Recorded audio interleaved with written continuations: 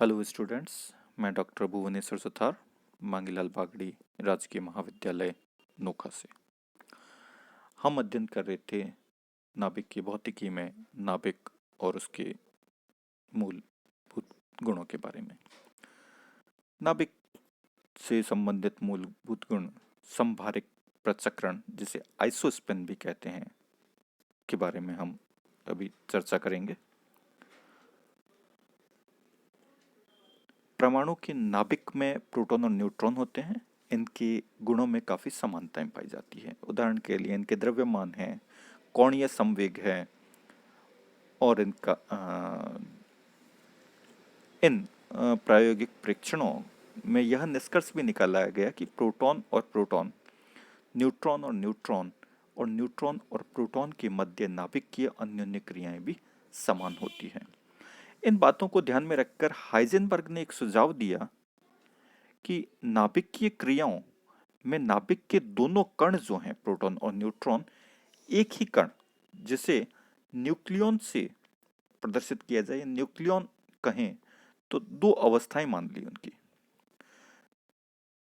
इस न्यूक्लियॉन की स्वतंत्रता की कोटि होती है और स्वतंत्रता की कोटि के संगत एक क्वांटम संख्या डिफाइन किया, जिसे आई से व्यक्त किया गया, और इसका नाम संभारिक पृथक्करण या आइसोस्पिन, यानी लाइक अ स्पिन जैसा एक क्वांटम नंबर डिफाइन किया गया।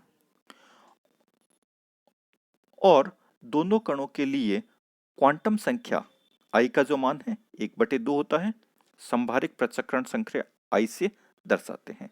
तो आई का मान प्रोटॉन और न्यूट्रॉन दोनों के लिए क्या होता है? 1 होता है। और स्पिन है तो स्पिन के लिए हम एक टर्म और डिफाइन करते हैं, उसका ओरिएंटेशन जेड कंपोनेंट।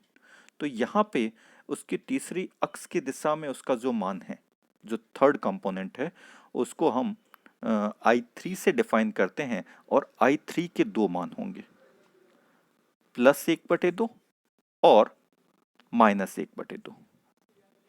प्रोटॉन के लिए I का मान 1/2 और I3 का मान +1/2 होता है, और न्यूट्रॉन के लिए I का मान 1/2 और I3, इसका थर्ड कंपोनेंट जो है, उसका मान -1/2 होता है। और नाभिकीय क्रियाओं में, नाभिकीय जो अन्योन्य क्रियाएं होती है, उनमें संभारिक पृथक्करण आइसोस्पिन का मान हमेशा कंजर्व रहता है, संरक्षित रहता है। यह संरक्षण नियम का सदैव पालन करेंगे। अब दूसरा इंपॉर्टेंट टॉपिक आता है क्लासिफिकेशन ऑफ न्यूक्लियस, नाभिकों का वर्गीकरण। प्रोटॉन और न्यूट्रॉन, जो कि नाभिक के मूलभूत जो बेसिक कण हैं, जिनको हम न्यूक्लियॉन्स कहते हैं, इनमें प्रोटॉन और न्यूट्रॉन की संख्या के आधार पर हम नाभिकों को कुछ का डिफरेंट क्लासेस में क्लासिफाई करते हैं, वर्गीकृत करते हैं, जिनमें सबसे पहले आता है समस्थानिक, आइसोटॉप्स, यानी ऐसे नाभिक जिनमें प्रोटॉन की संख्या समान हो परंतु द्रव्यमान संख्या भिन्न हो, अलग अलग हो, ऐसे नाभिक क्या कहलाते हैं? समस्थानिक।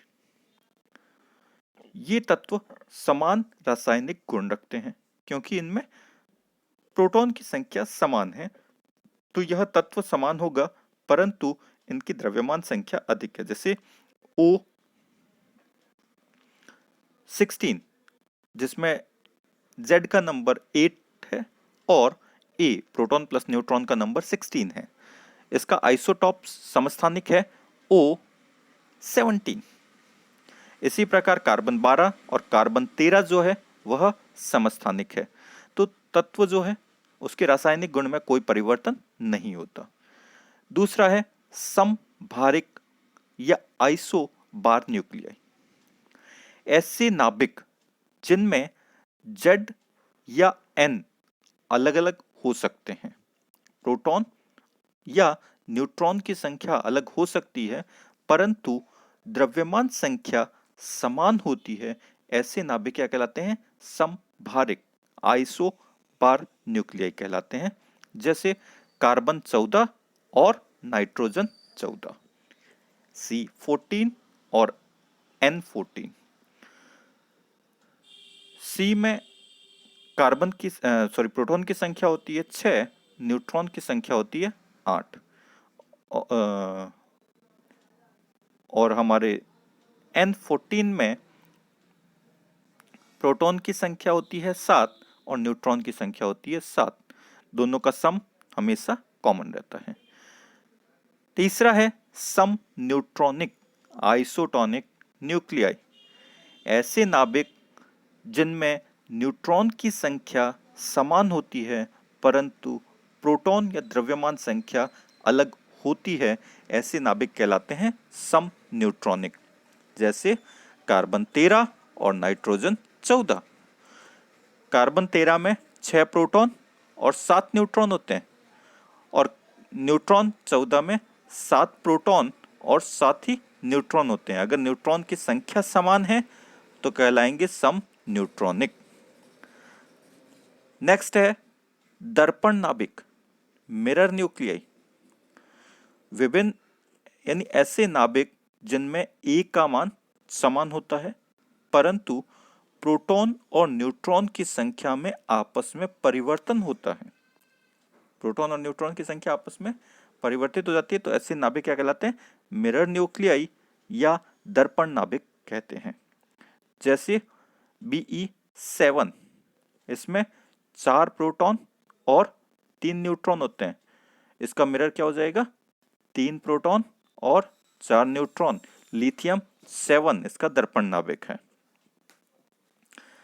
नेक्स्ट इंपॉर्टेंट टॉपिक है द्रव्यमान क्षति और बाइंडिंग ऊर्जा, mass defect and binding energy. किसी नाभिक का द्रव्यमान जो होता है उसके अवयवों के द्रव्यमान के योग के तुल्य होना चाहिए। ये एक कॉमन सा फैक्ट है कि जो नाभिक है वो प्रोटॉन और न्यूट्रॉन से मिलकर बना हुआ है। तो नाभिक का जो भार है, जो द्रव्यमान है, वह उसमें उपस्थित प्रोटॉन और न्यूट्रॉनों के द्रव्यमान के योग के तुल्य होना चाहिए। परंतु प्रायोगिक तौर पर यह पाया गया कि किसी भी नाभिक का द्रव्यमान उनके अवयवों तथा उनमें उपस्थित प्रोटॉन और न्यूट्रॉन के द्रव्यमान के योग से कुछ कम होता है। अर्थात किसी परमाणु में, परमाणु हमने लिया Z, X, A, X element को व्यक्त करता है, Z प्रोटॉन की संख्या, A प्रोटॉन और न्यूट्रॉन की संख्या को व्यक्त करता है। तो इसका जो द्रव्यमान है वह स्मॉल m Az से व्यक्त किया। तो इसमें उपस्थित प्रोटॉन की संख्या है हमारे पास Z, प्रोटॉन का द्रव्यमान मान लिया Mp, तो Z इंटू Mp कुल प्रोटॉन का द्रव्यमान हो गया। इसमें द्रव्यमान संख्या है A, उसमें से Z माइनस कर दें तो हमारे पास न्यूट्रॉन की संख्या आ जाएगी। इसमें न्यूट्रॉन का द्रव्यमान का मल्टीप्लाई कर दें तो हमारे पास न्यूट्रॉनों का कुल द्रव्यमान आ जाएगा। इन दोनों का अगर योग किया जाए तो यह नाभिक के द्रव्यमान के तुल्य होना चाहिए। लेकिन इसमें कुछ परिवर्तन होता है, इसमें कुछ अंतर आता है और वह अंतर, मास का जो वह अंतर है, उसको द्रव्यमान क्षति कहते हैं, मास डिफेक्ट कहते हैं और इसे डेल्टा एम से प्रदर्शित करते हैं। Delta M equal to Z M P plus A minus Z M N minus M A Z से व्यक्त करते हैं, जहां पे एम पी और एम एन जो है प्रोटॉन, न्यूट्रॉन और प्रोटॉन के द्रव्यमान को व्यक्त करता है।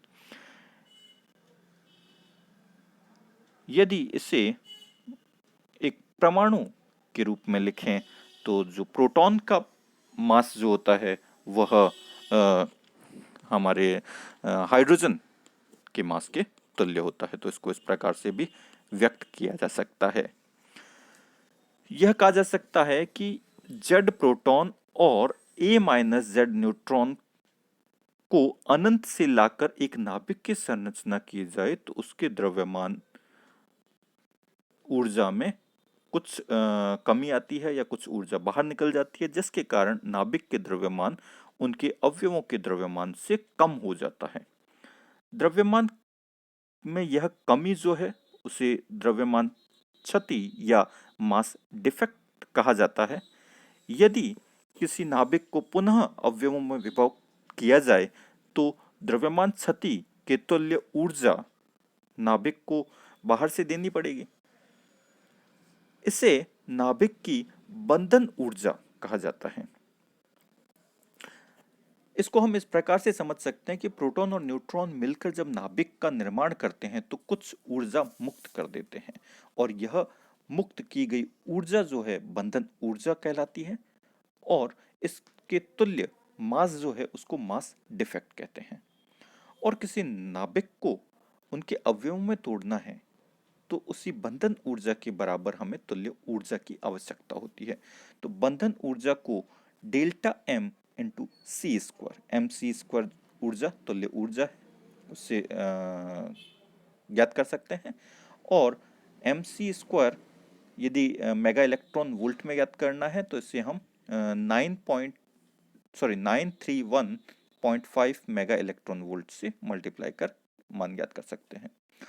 किसी स्थायी नाभिक की बंधन ऊर्जा का मान धनात्मक होता है। नाभिक की जो बंधन ऊर्जा है वो हम इस प्रकार से ज्ञात कर सकते हैं, Z M P minus A minus Z M N into mass of nucleus into C square mega electron volt में आएगा। परमाणु के रूप में बंधन ऊर्जा का मान है तो वहां पर एम पी की जगह हमने एम एच हाइड्रोजन एटम के वेट को, मास को यूज कर लिया।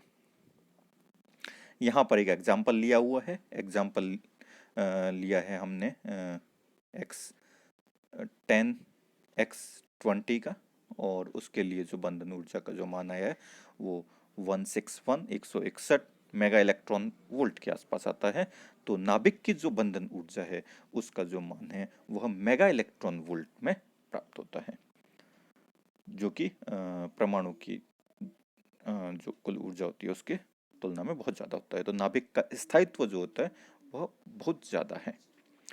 नाभिक के स्थायित्व का मापन करने के लिए हम बंधन ऊर्जा प्रति न्यूक्लियन की सहायता से व्यक्त किया जाता है।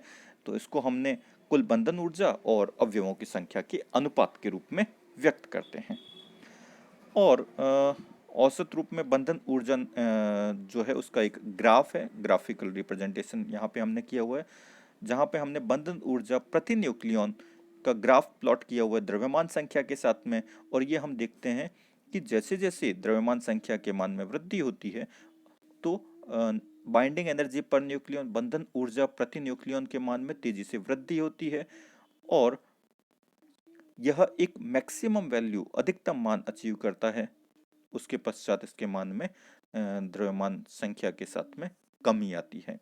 इसका जो मैक्सिमम मान है वह Fe56 पर, तो यह सर्वाधिक स्थायी तत्व है हमारे पास में, और इसके बाद में ये तेजी से कमी आती है।